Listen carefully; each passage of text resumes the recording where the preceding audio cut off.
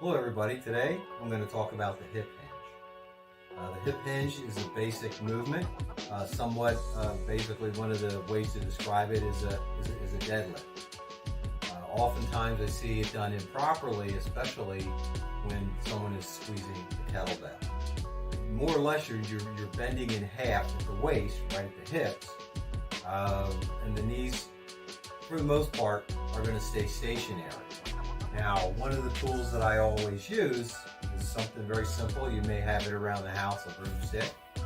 And this helps you to execute the move properly. You want to have the chest up, shoulders back, maintain a straight and flat back throughout the movement. Basically, the only thing that moves are your hips. You may have some bend in the knees as your thighs become more or less parallel to the ground, as they seek that position as the hips go back, but your knees should not bend perpendicularly. The first movement should be hips back, not hips down. Okay? So this is a squat where the hip hinge and push back. All right? So here's a straight line here. Okay?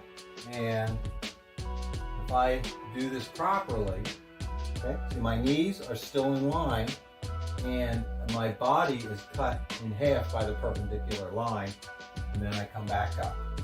Hips back, hips back, hips back, and forward. Step two also, you put your hands here, you get a feel of that little crevice and push back. And that's all you do.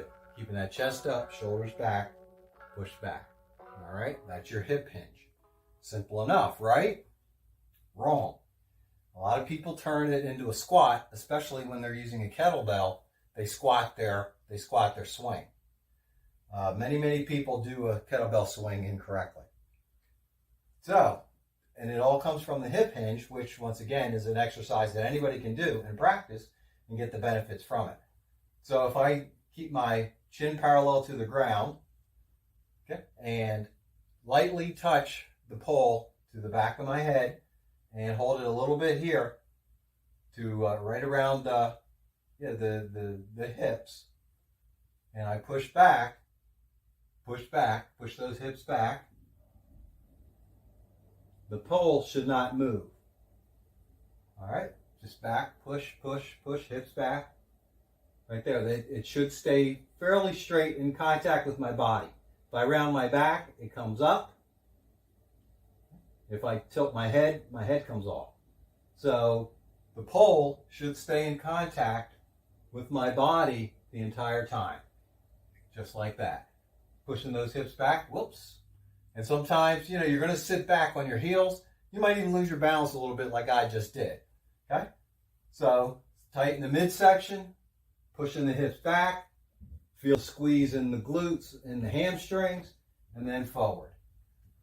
Takes a lot of practice to get it done right, but you definitely want to get it done right.